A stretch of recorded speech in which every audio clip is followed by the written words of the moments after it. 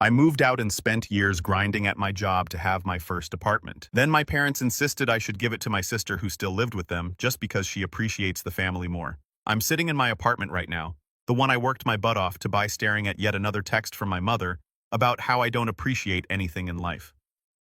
The irony isn't lost on me. I'm being called ungrateful while sitting in the home I purchased with zero help from anyone after years of being told I'd never amount to anything. I'm James, 28 male, and apparently the family disappointment. My sister Sarah, 26 female, is the golden child who appreciates everything she's given and knows the value of family support. The same family support that mysteriously dried up when it came to me. Let me paint you a picture of my childhood. Sarah and I are only 2 years apart, but you'd think we were raised in different families. When Sarah wanted piano lessons, our parents found the money. When I wanted to join the robotics club that had a $50 fee, suddenly we were going through a tough time financially. When Sarah graduated high school, they threw her a party with 100 guests. When I graduated as valedictorian, we went to Applebee's and I paid for my own meal because I had just gotten my first paycheck from my part-time job. The pattern continued through college. Sarah went to her dream school with parents covering what scholarships didn't. I went to community college for 2 years, then transferred to a state school working 3 jobs to pay my way through. Every family dinner I'd hear about how Sarah was making them so proud while I got lectures about how I needed to stop acting so superior and learn to be grateful for what I have. What I had was student loan debt and exhaustion.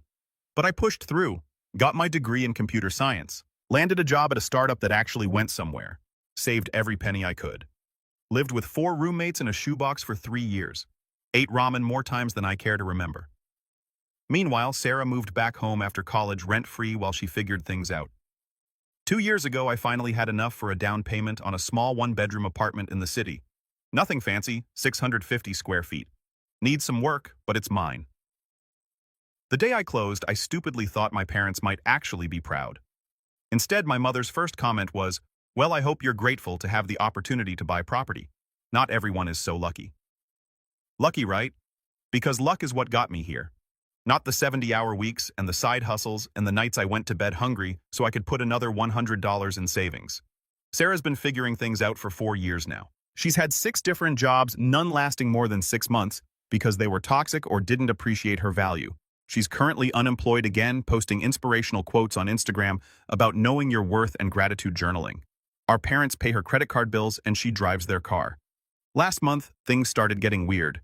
Sarah began making comments about how cramped it is at our parents' house, how she's ready for independence, but the rental market is so unfair to people just starting out. Mind you, she's 26 and has never paid rent in her life. Then came dinner last Sunday. I should have known something was up when my mother actually cooked my favorite meal. Halfway through, she started her usual speech about gratitude, but this time with a twist. "James, we need to talk about your attitude," she said. "Your father and I are concerned about how ungrateful you've become." I set down my fork.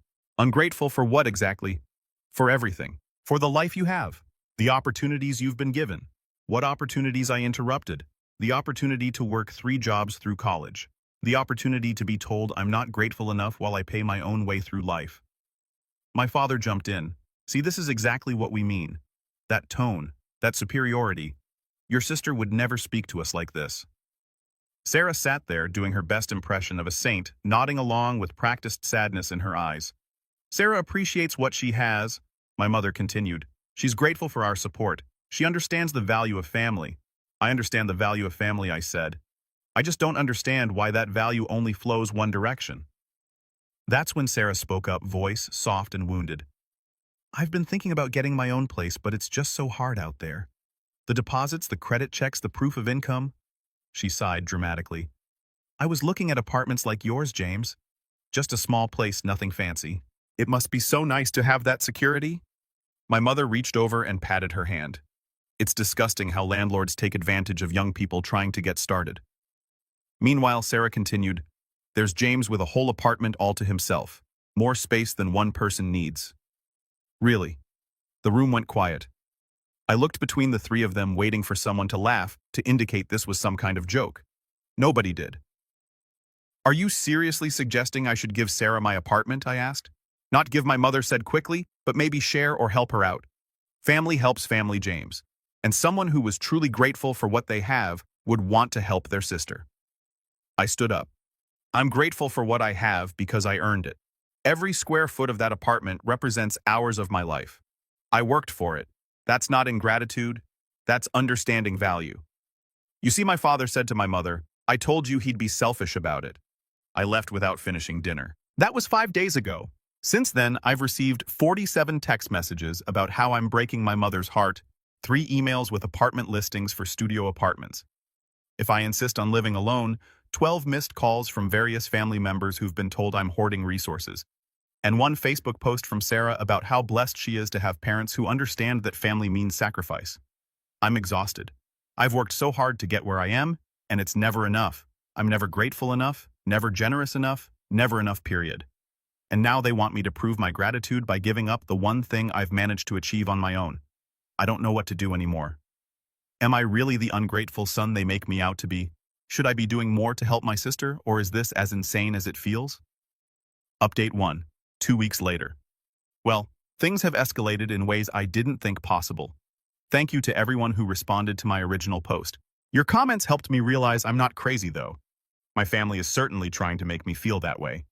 After I posted, I decided to go low contact for a while. I needed space to think without the constant barrage of guilt. That lasted exactly 3 days before Sarah showed up at my apartment building.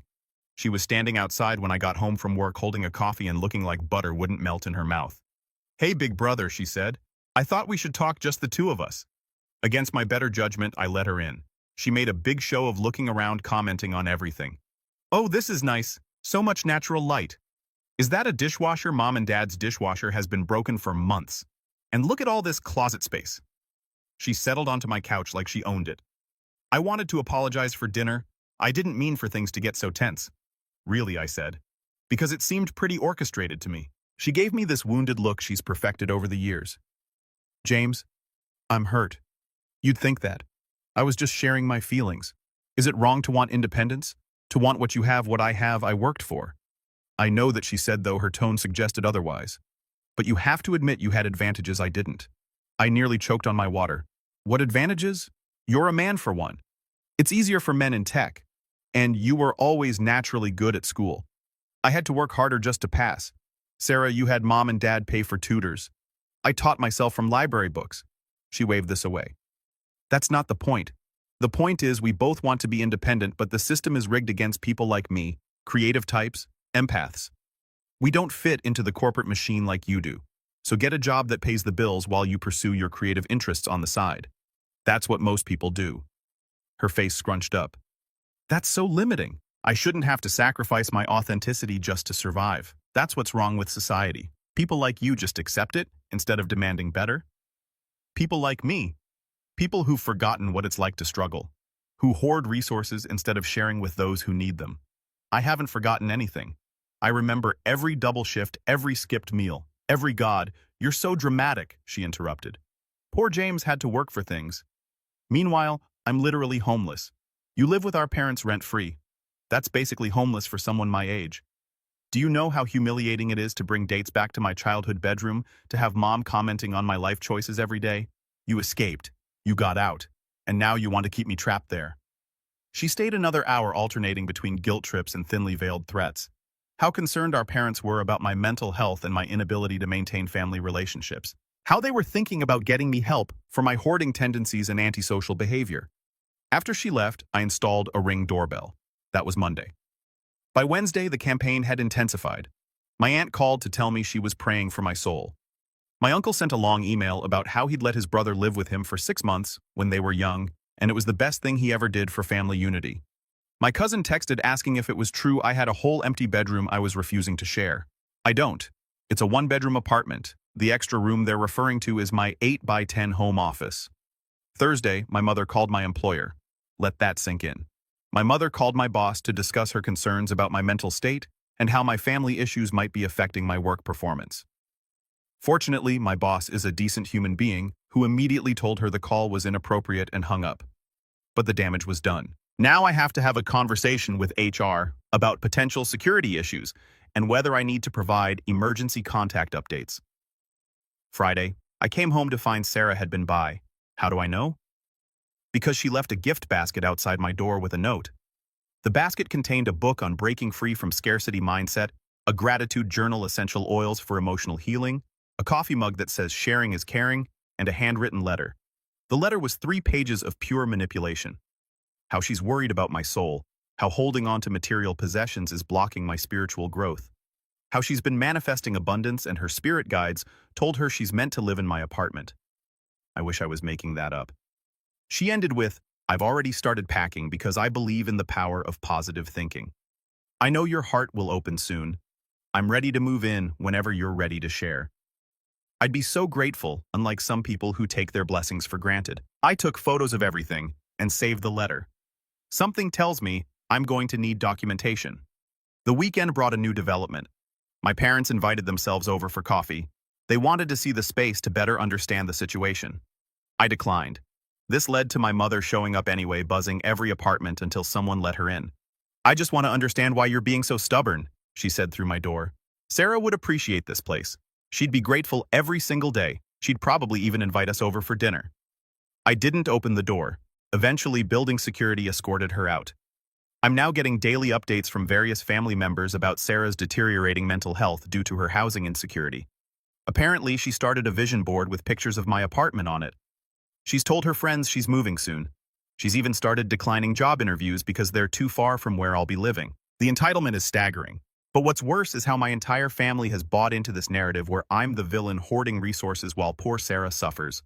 Nobody seems to remember that I worked for this, that I sacrificed for this, that this apartment represents years of my life, but sure, I'm the ungrateful one. Update 2. 1 month later. The last month has been a masterclass in family manipulation, and I've been taking notes, literally. I started documenting everything because the gaslighting was getting so intense I was starting to question my own memory. It started with the interventions. Yes, plural. The first one was disguised as a cousin's birthday dinner. I should have known something was up when Sarah RSVP yes to a party. She usually flakes on family events unless they're about her. Halfway through dinner, my aunt stood up with a prepared speech about family values and the importance of generosity. Then, one by one, family members shared how concerned they were about my selfishness. My cousin Michael talked about how he'd shared his Xbox with his brother growing up. My aunt reminisced about how her grandmother housed 12 people during the Depression. My uncle shared a Bible verse about camels and needles. Sarah sat there with tears rolling down her cheeks, occasionally whispering, "I just want to be independent," to whoever was sitting next to her. When it was my turn to speak, I said, "This isn't about sharing toys or temporary hardship. This is about my home, the apartment I bought with money I earned. If Sarah wants independence, she can achieve it the same way I did by working for it." "But the market is different now," Sarah wailed. "It's impossible for people like me." "People like you," I asked. "Creatives, empaths, people who prioritize meaning over money." My mother nodded sympathetically. "She's right, James. Your generation had it easier. I'm 2 years older than her." The dinner devolved from there. I left early, but not before my uncle cornered me to say he was disappointed, and that my grandparents would be rolling in their graves at my selfishness. The second intervention was more subtle. My father asked me to help him move some furniture. When I arrived, it was just him, my mother, and Sarah in an empty room. They'd rehearsed this one. "Son," my father started. "We've failed you somehow. We must have for you to turn out so cold." My mother dabbed at her eyes. "Where did we go wrong?" "We tried to raise both our children with values," Sarah chimed in. "I don't blame you, Mom. Some people are just born without natural empathy. It's not your fault. James is." She trailed off delicately. "Is what I demanded." "Different," she said softly. "Unable to feel what others feel. It's actually sad. I feel sorry for you, James. Living alone in that apartment, no real connections, hoarding your resources like some kind of dragon." I walked out, but the seed was planted. Was there something wrong with me? Was I really the cold, unfeeling person they painted me as? Then came the social media campaign.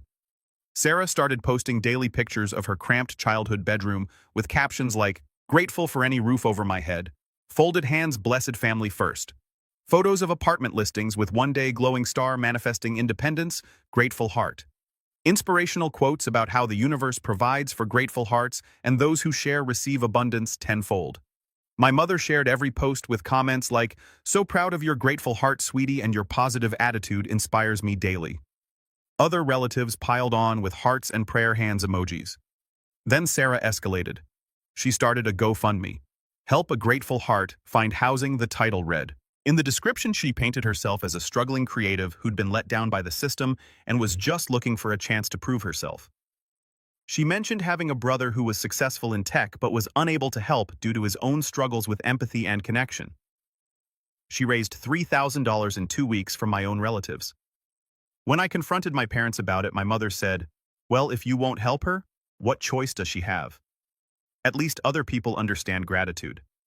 The parking started 2 weeks ago. Sarah would park outside my building and just sit there. Sometimes she'd be on her phone, sometimes reading, sometimes just staring at my window. When I confronted her, she said she was visualizing her future and I couldn't police where she parked on public streets. Building management said they couldn't do anything unless she tried to enter the building, so she got smarter. She started timing when residents would go in and out, slipping in behind them. She'd wander the halls, knock on my door, just to chat, leave little notes and gifts. The gifts got progressively weirder. A key holder shaped like a house with "home" is where the heart is engraved on it. A doormat that said, "Welcome to our home." A plant with a note to help our apartment feel more alive. A copy of her apartment key from our parents' house with a sticky note in case you want to see how the other half lives. Last week I found out she'd contacted my landlord. Pretended to be my girlfriend who'd lost her key trying to get a copy made. Fortunately, my landlord called me to verify, but it was close. Then came the nuclear option. My parents called to inform me they were updating their will. Previously, everything was to be split 50-50 between Sarah and me. Now, because of my clear financial success and Sarah's ongoing struggles, they felt it was only fair to leave everything to her. "You already have an apartment," my father said. "Sarah has nothing. This will even things out." Besides, my mother added, "You've made it clear you don't need family support, so why would you need an inheritance?" The subtext was obvious. Give Sarah the apartment or lose your inheritance. The thing is, I never counted on an inheritance anyway. I've built my life assuming I'd get nothing from them because that's what I've always gotten. But Sarah knew exactly what she was doing. That night she texted, "I hope you know I tried to talk them out of changing the will. I told them it wasn't fair to you, but they said you've made your choice. It's not too late to fix this. You know we could be roommates. Wouldn't that be fun?" I promise I'd be the most grateful roommate ever. I didn't respond. But I did call a lawyer. The harassment has escalated. Daily texts from family members. Sarah started telling people we've agreed to a trial period of her living with me. My mother told her book club I'm coming around and will do the right thing soon. I've had relatives I haven't spoken to in years reaching out to congratulate me on finally showing family values. Meanwhile, I've installed extra lock security cameras and started the process of getting a restraining order. The lawyer says I have a strong case, especially with all the documentation. But part of me still wonders, am I the heir? Am I really the ungrateful son they say I am? Or is this what it looks like when you refuse to enable a golden child who's never been told no? I guess I'll find out soon. My mother just texted that they want to have a final family meeting this weekend to resolve this once and for all. The fact that she called it final doesn't feel like a coincidence. Update 3. 3 weeks later, the final family meeting was everything I expected and worse. But something shifted in me between receiving that text and walking into my parents' house. I realized I'd been so focused on defending myself against their accusations of ingratitude that I'd missed the bigger picture. They were never going to see me as anything other than the ungrateful son. So why keep trying? I arrived at the meeting prepared. Legal documents in my briefcase, recording app on my phone, legal in my state, and a clear head. The whole family was there. Aunts, uncles, cousins, even my grandmother who'd flown in from Florida. Sarah had staged the living room like a courtroom with her sitting in my father's recliner like she was holding court. My mother started with tears already in her eyes.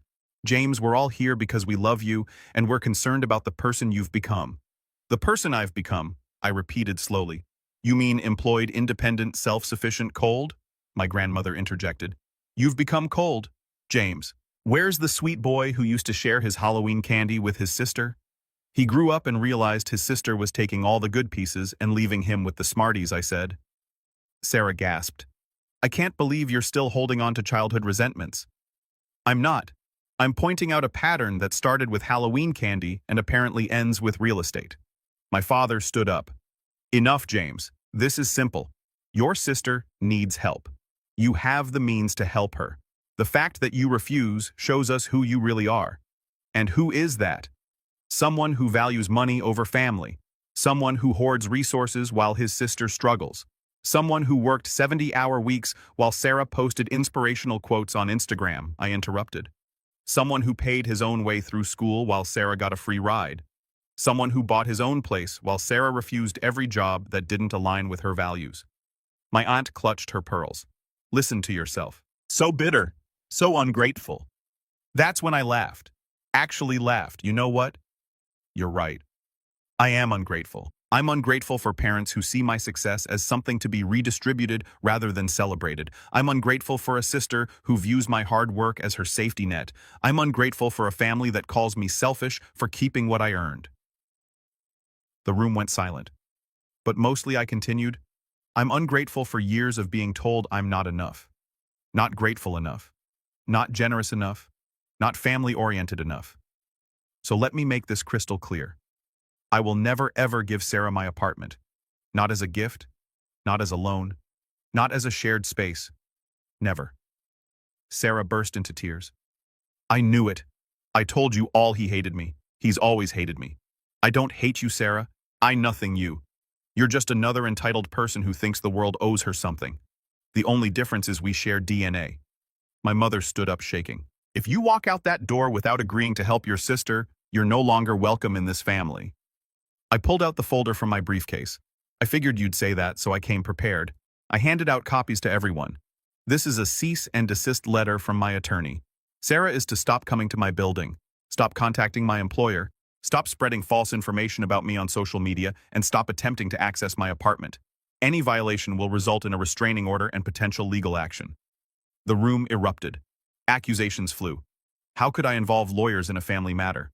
How could I be so cruel, so unfeeling, so ungrateful? Sarah snatched the letter, read it, and her face went pale. You're serious? You're actually choosing your apartment over your family. No, I corrected. I'm choosing my self-respect over your entitlement. There's a difference. I stood to leave. My father blocked the door. You're making a mistake, son. Family is forever. That apartment is just stuff. That stuff represents years of my life. Hours worked, meals skipped, sacrifices made. If family is forever, where was that family when I was struggling? Where was that family when I needed help? Oh, right. They were too busy making sure Sarah had everything she needed. We did our best, my mother wailed. No, you did your best for Sarah. For me, you did the minimum. And now you want me to be grateful for that. Fine. Thank you for the minimum. Thank you for teaching me to rely on myself. Thank you for showing me that family love comes with conditions and price tags. I'm grateful for all of it because it made me who I am, someone who doesn't need you. I pushed past my father and left. Behind me, I could hear Sarah screaming about how I was ruining her life and my mother sobbing about where she went wrong. My phone started buzzing before I even reached my car. Texts, calls, voicemails, I turned it off. That was 3 weeks ago. Since then, Sarah violated the cease and desist within 48 hours by showing up at my building. I called the police. She was issued a warning. She violated it again by having flying monkeys contact my employer. I filed for a restraining order. It was granted. My parents officially disinherited me and sent a formal letter stating I was no longer part of the family. I framed it. Various relatives have reached out to tell me I'll regret this when my parents are gone. I asked them where this concern for regret was when I was working 3 jobs to pay for college. Sarah started a new GoFundMe, claiming she was escaping an abusive situation and needed funds for housing. It was taken down after I provided evidence of her harassment, as she's now living with our aunt, who's already complaining on Facebook about Sarah's temporary stay extending indefinitely. I've changed my locks, upgraded my security system, and started therapy to deal with a lifetime of gaslighting I apparently normalized. My therapist says I'm not ungrateful. I'm just done. Done trying to earn love that should be freely given. Done being the scapegoat for Sarah's failures. Done apologizing for my success. My apartment is peaceful now. No surprise visitors, no manipulation disguised as concern, no guilt trips over Sunday dinner, just me, my space, and the satisfaction of knowing I earned every square foot of it. I've started reaching out to friends I distanced myself from because my family didn't approve. I'm dating someone new who can't believe my family expected me to give away my home. I'm even considering a promotion that would require relocation, something I never would have considered before because family stays close. The other day, I ran into a mutual friend who'd heard Sarah's version of events. Is it true you made your sister homeless? She asked, eyes wide with judgment. No, I said simply. I just stopped being her safety net. She's an adult with parents who coddle her relatives who fund her and a college degree she refuses to use. If that equals homelessness, that's a choice she's making. But she's your sister, and I'm her brother. Funny how that relationship only goes one way. The friend huffed and walked away, probably to report back to Sarah. I don't care. I'm done caring what they think. Done defending myself. Done trying to prove I'm grateful enough. Because here's what I've learned. They don't want my gratitude. They want my submission. They want me to be grateful for the scraps while Sarah gets the feast. They want me to work hard so Sarah doesn't have to. They want me to achieve so Sarah has something to claim. Well, they can want all they like. This ungrateful son is done giving. My apartment is small, but it's mine. My family is gone, but they were never really mine anyway. My future is uncertain, but for the first time, it's actually mine to decide. And for that, I'm genuinely, authentically, unapologetically grateful. Final update. 3 months later. I wasn't planning to update again, but something happened yesterday that felt like the universe's way of saying, you made the right choice. So here we are. First, let me catch you up on the last 3 months. Life without my family's constant criticism has been enlightening. I didn't realize how much energy I was spending defending myself until I stopped. My work performance improved so much I got promoted. My anxiety, which I'd attributed to work stress, virtually disappeared. Turns out it was family stress all along. Sarah, from what I hear through the grapevine, has been kicked out of 3 relatives' homes. The pattern is always the same. She moves in temporarily, refuses to contribute or follow house rules, creates drama, and gets asked to leave. She's currently couch surfing and telling anyone who listens that I ruined her life by being too selfish to share. My parents sold their house. Apparently supporting Sarah's lifestyle while retired wasn't sustainable. They're now in a small apartment, still funding her daily Starbucks and yoga classes, still convinced she just needs the right opportunity. They've told everyone they downsized by choice to simplify their lives, not because their golden child bled them dry. I know all this, not because I've been in contact, but because relatives periodically reach out to update me, always ending with some variation of, "Don't you feel guilty?" No, I don't. I feel free. But yesterday was chef's kiss perfect. I was having lunch at a cafe near my office when I heard a familiar voice. Sarah at the table behind me on what was clearly a job interview. I kept my back turned and listened. "I'm just looking for a company that values authenticity," she was saying. My last few positions weren't good fits because they expected me to compromise my values for corporate profit. The interviewer asked about her work history, noting the gaps. "Oh, I've been dealing with some family trauma," Sarah said, her voice dripping with practiced sorrow. "My brother? He's in tech, very successful. He basically made me homeless. I've been focused on healing and gratitude work, but I'm ready to channel that pain into productivity." The interviewer made non-committal sounds and asked about her skills. "I bring emotional intelligence, creativity, and gratitude to everything I do. I believe in manifesting success through positive energy rather than toxic hustle culture." That's interesting. But what about practical skills? The posting mentioned Excel proficiency, project management experience. Oh, I don't believe in limiting myself with labels like proficient or experienced. I'm a quick learner when I'm passionate about something. The interview didn't last much longer. After the interviewer left, I heard Sarah on the phone, presumably with our mother. Another toxic interviewer. They were so focused on experience and skills. "I know, Mom. I'm too authentic for these corporate drones. No, I can't take a minimum wage job. That would be going backwards.